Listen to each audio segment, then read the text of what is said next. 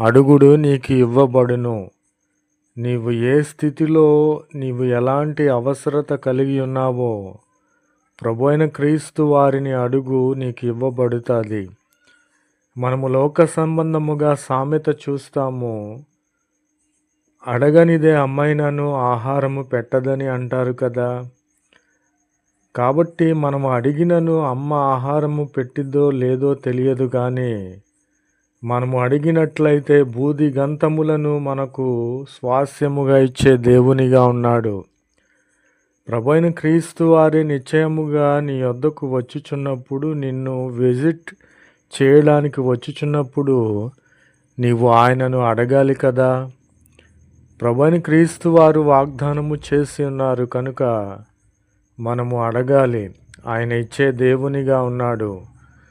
ఈయన మాట తప్పని వాడు మడిమె